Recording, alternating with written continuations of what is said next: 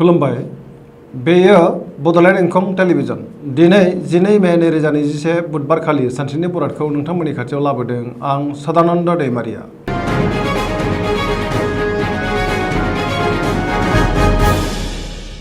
सिगां फरायनो लादों मेष राशि। गिबि आखरा जाहैबाय अ ल। दिनैनि साना मोजां आरो गाज्रिनि गेजेरजों बाबेनलांगोन। नाङा फाङा गोबां जेंनायाव गोग्लैनांनो हागौ। गोसोखौ जोबोर गुलुं गुजुं मोनगोन। मावनो लानाय खामानिखौ थि समाव मावफुंनो गोब्राब जागोन। देहाया दिनै बारा मोजां थानाय नङा। बिगुरनि बेरामाव गोग्लैनांनो हागौ। जानाय लोंनायाव सांग्रां जानाया गाहाम। बहानिफ्रायबा गाज्रि खौरां फैगोन। रांखावरियाव बारा मोजां नङा। बेफार फालांगियावबो खहा जानांनो हागौ। गोसोआव टेनसना बांगोन। सोरजोंबा गाज्रि नोजोर होजागोन। गोसोनि जिंगाया बांगोन। सोरबा लोगोनि जोहै खहा जानांनो हागौ। सांग्रां थानाया गाहाम।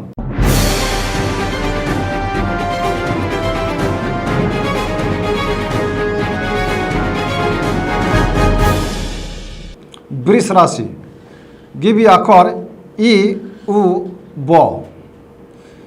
दिनैनि साना जोबोर मोजां। गोबां मोजां खाबु फैगोन। गोसोखौ जोबोर गोजोननाय मोनगोन। गोसोनि बोलोआ बांगोन। मावनो लानाय खामानिखौ थि समावनो मावफुंनो हागोन। समाजाव मान मोनगोन। बयजोंबो अनजागोन। रांखावरियाव जोबोर मोजां होनजायो। आरजिनाय धोनखौ दोनथुमनो हागोन। बेफार फालांगियाव जोबोर मोजां मुलाम्फा मोनगोन। न'खराव अनलायनाय फैगोन। न'खराव बिसि फिसायनि गेजेराव मोजां सोमोन्दो थागोन। देहाया दिनै मोजाङै थागोन। लाइमोनफोरनि गोसोआ जोबोर रमान्टिक जागोन आरो गावबा गावनि गोसोनि साननायखौ फोरमायलायनोबो हागोन। फरायसाफ्रा फरायनायाव गोसो दुंखांगोन आरो मोजां फिथाइ मोननोबो हागोन।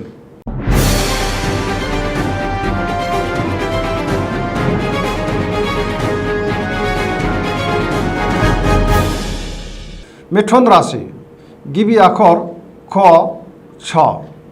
दिनैनि साना बारा मोजां नङा। गोसोनि जिंगाया बांगोन। गोसोखौ जोबोर उसुखुथु मोनगोन। देहाया दिनै मोजाङै थागोन। अब्लाबो नाथाय जानाय लोंनायाव सांग्रां जानाया गाहाम। रांखावरियाव बारा मोजां नङा। नाङा फाङा खरसाया बांगोन। बेफार फालांगियाव खहा जानांनो हागौ। गोसोआव जिंगाया बांगोन। गोसोनि साननायफोरा देबर नांगोन। न'खराव अदेबानि अनलायनाय फैगोन। समाजाव मान मोननो हागोन। गोसोनि बोलोआ लोरबां जागोन। मावनो लानाय खामानिखौ खुनुरुखुमै मावफुंनो हागोन। गुबुननि थाखाय नाङा फाङा जेंनायाव गोग्लैनांनो हागौ। सांग्रां जानाया गाहाम। लाइमोनफोरनि गोसोआ दिनै जोबोर आला खाला जागोन।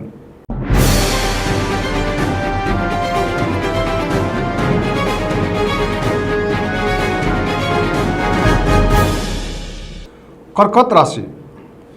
गिबि आखर ड ड ह। दिनैनि साना जोबोर मोजां। गोसोखौ जोबोर गोजोननाय मोनगोन। मावनो लानाय खामानिखौ थि समावनो मावफुंनो हागोन। रांखावरियाव जोबोर मोजां होनजायो। आयआ बांगोन। बेफार फालांगियाव मोजां।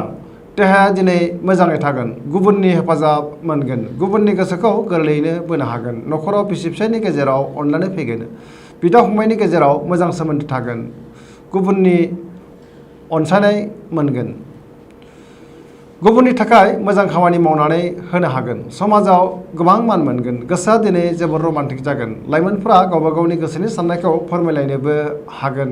फरायसाफ्रा फरायनायाव गोसो दुंखांगोन आरो मोजां फिथाइ मोननोबो हागोन।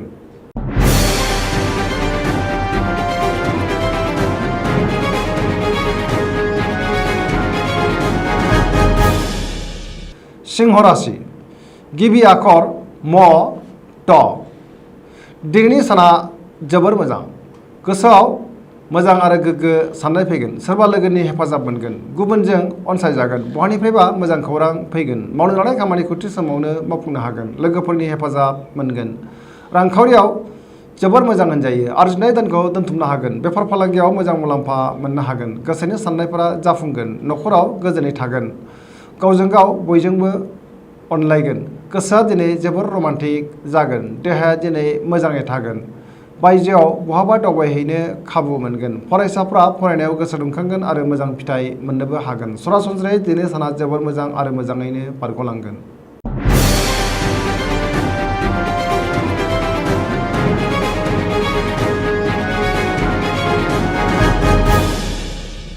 कन्या राशि। गिबि आखर प ट। दिनैनि साना बारा मोजां नङा। मावनो लानाय खामानिखौ थि समाव मावफुंनो गोब्राब जागोन। गोबां खामानियाव मुखुब थानांगोन। देहाया दिनै मोजाङै थागोन, अब्लाबो जानाय लोंनायाव सांग्रां जानाया गाहाम। रांखावरियाव बारा मोजां नङा, नाङा फाङा खहा जानांनो हागौ। बेफार फालांगियावबो खहा जागोन। सोरबा गोजाम लोगोखौ बहाबा हरखाबै लोगो मोनगोन। न'खराव दिनै अनलायनाय फैगोन। गोबां खामानियाव मुखुब थानानै दिनै देहाखौ मेंनायबो मोनगोन। लाइमोनफोरा जोबोर रमान्टिक जागोन। फरायसाफोरा फरायनायाव गोसो दुंखांगोन आरो मोजां फिथाइ मोननो हागोन।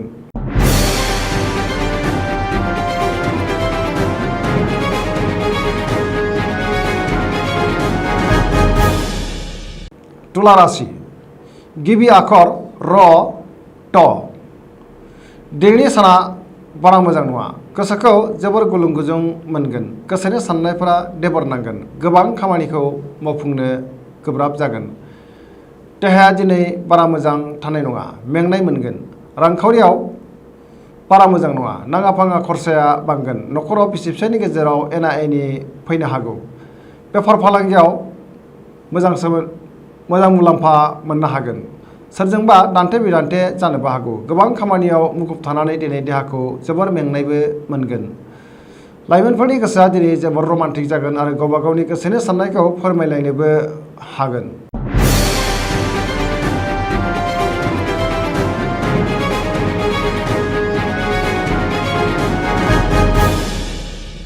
वृश्चिक राशि गिबि आखर न स। दिनैनि साना जोबोर मोजां। गोसोखौ जोबोर गोजोननाय मोनगोन। मावनो लानाय खामानिखौ थि समावनो मावफुंनो हागोन। गोसोनि साननाया जाफुंगोन। गोसोनि बोलोआ बांगोन। समाजाव दिनै गोबां मान मोनगोन। न'खराव बिसि फिसायनि गेजेराव अनलायनाय फैगोन। रांखावरियाव जोबोर मोजां होनजायो। आयआ बांगोन। बेफार फालांगियाव जोबोर मोजां मुलाम्फा मोनगोन। देहाया दिनै मोजाङै थागोन। बयजोंबो अनसायजागोन। गुबुननि गोसोखौ दिनै गोरलैयैनो बोनो हागोन। गोसोआ दिनै जोबोर रमान्टिक जागोन आरो गावबा गावनि गोसोनि साननायखौ लाइमोनफोरा फोरमायलायनोबो हागोन।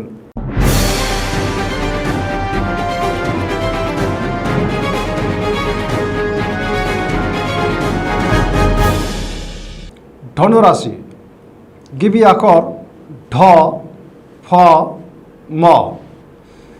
दिनैनि साना बारा मोजां नङा। गोसोखौ जोबोर गुलाय गुजाय मोनगोन। मावनो लानाय खामानिखौ थि समाव मावफुंनो गोब्राब जागोन। रांखावरियाव मोजां, नाथाय खरसायाबो बांगोन। बेफार फालांगियाव जोबोर मोजां मुलाम्फा मोनगोन। समाजाव गोबां मान मोनगोन। देहाया दिनै बारा मोजां थानाय नङा। गोबां रोखोमनि फिसा फिसौ बेमारजों एबा देहायारि जेंनाजों गोग्लैनांनो हागौ। न'खराव अनलायनाय फैगोन। बिमा बिफानि अननाय आरो बोरखौ मोननो हागोन।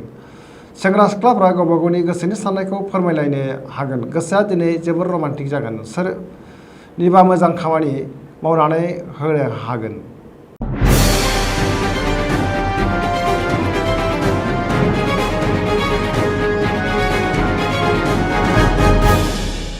मकर राशि गिबि आखर ख ज। दिनैनि साना बारा मोजां नङा। न'खराव गावजों गाव एना एनि फैनो हागौ। बिसि फिसायनि गेजेराव एना एनि जागोन। गोसोखौ गुलुं गुजुं मोनगोन। देहाया दिनै बारा मोजां थानाय नङा। गोसोखौ गिलुं गिलुं मोनगोन। मावनो लानाय खामानिखौ मावफुंनायाव गोबां हेंथा नुजाथिगोन। रांखावरियाव मोजां, बेफार फालांगियावबो मोजां होनजायो। नाथाय गोसोआव अब्लाबो जिंगाया बांगोन। नेगेटिभ एनार्जिनि गोहोम गोग्लैगोन। लाइमोनफोरनि गोसोआ दिनै जोबोर आला खाला जागोन। फरायसाफ्रा फरायनायाव गोसो दुंनाय नङा आरो मोजां फिथाइ मोननोबो हानाय नङा।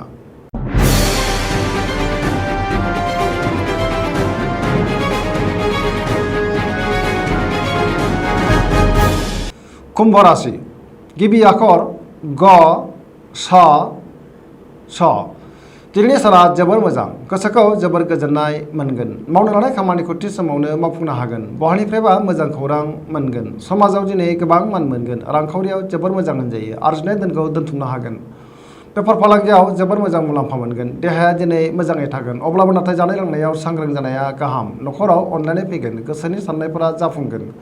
गुबुननि हेफाजाब मोनगोन। गोसोखौ दिनै जोबोर गोजोननाय मोनगोन। सोरनिबा अननाय मोनगोन। लाइमोनफोरनि गोसोआ दिनै जोबोर रमान्टिक जागोन आरो गावबा गावनि गोसोनि साननायखौ फोरमायलायनोबो हागोन।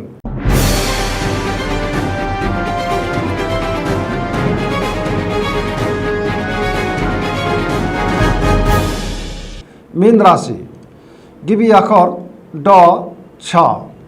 दिनैनि साना जोबोर मोजां, गोसोखौ जोबोर गोजोननाय मोनगोन, गोसोनि बोलोआ बांगोन, देहाया दिनै मोजाङै थागोन, रांखावरियाव जोबोर मोजां, अदेबानि खरसायाबो बांगोन, बेफार फालांगियाव मोजां मुलाम्फा मोनगोन, न'खराव अनलायनाय फैगोन, गोदान खामानिखौ दिनै जागायजेननो हागोन, गुबुननि हेफाजाब मोनगोन, सिगांनि बबेबा जेंनाखौ दिनै गोरलैयैनो सुस्रांनो हागोन आरो मावफुंनोबो हागोन, गोसोआ दिनै जोबोर रमान्टिक जागोन आरो लाइमोनफोरा गावबा गावनि गोसोनि साननायफोरखौ फोरमायलायनोबो हागोन, फरायसाफ्रा फरायनायाव गोसो दुंखांगोन आरो मोजां फिथाइ मोनगोन। सरासनस्रायै दिनैनि साना जोबोर मोजां आरो मोजाङैनो बारग'लांगोन। दिनैनि राशि फरायथिनाया एसेनोसै।